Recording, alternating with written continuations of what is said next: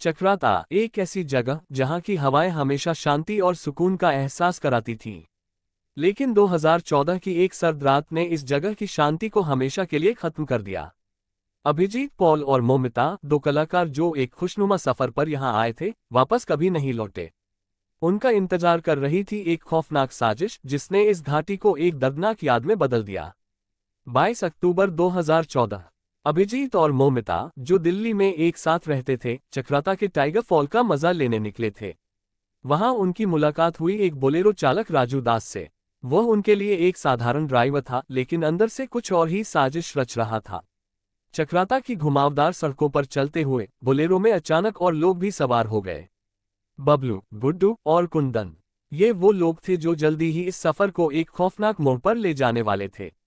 हर गुजरते पल के साथ जोड़े की घबराहट बढ़ने लगी, लेकिन गाड़ी अब अनजान रास्तों पर चल चुकी थी।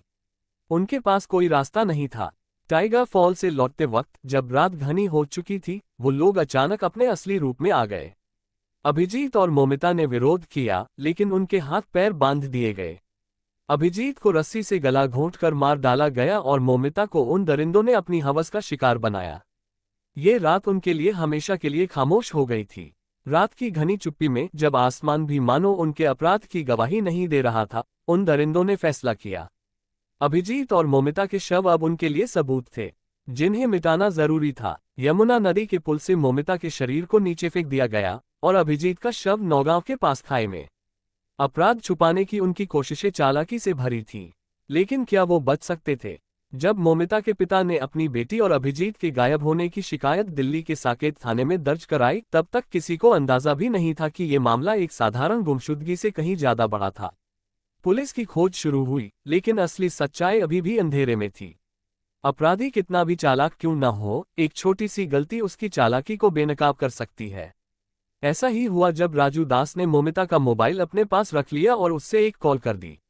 ये कॉल पुलिस की नजरों से बच नहीं सकी। फोन के सर्विलांस में आते ही पुलिस को उस सुराग का पता चला, जिसने इस रहस्य को सुलझा दिया। 10 नवंबर 2014, राजू दास गिरफ्तार हुआ और उसने सब कुछ उगल दिया। अभिजीत और मौमिता की हत्या में शामिल सभी अपराधी अब सलाखों के पीछे थे, लेकिन चक्राता का गुस्सा शांत नहीं हुआ। वहां के लोग सड़कों पर उतर आए और इन दरिंदों को फांसी देने की मांग करने लगे। चक्राता की खूबसूरत वादियों में अब एक दर्दनाक याद हमेशा के लिए दर्ज हो चुकी थी। ये घटना सिर्फ एक जोड़े की हत्या नहीं थी, बल्कि यह चक्राता की शांति और उसकी छवि पर एक ऐसा धब्बा था जिसे समय भी शायद कभी नहीं मिटा पाएगा। इसी के साथ यह कहानी समाप्त होती है। अगर यह कहानी आपको पसंद आए हो तो वीडियो को लाइक और चैनल को सब्सक्राइब जरूर करें। मैं मिलता हूं आपसे किसी अगले वीडियो में किसी अच्छी कहानी के साथ। तब तक के लिए जय हिंद, जय भारत।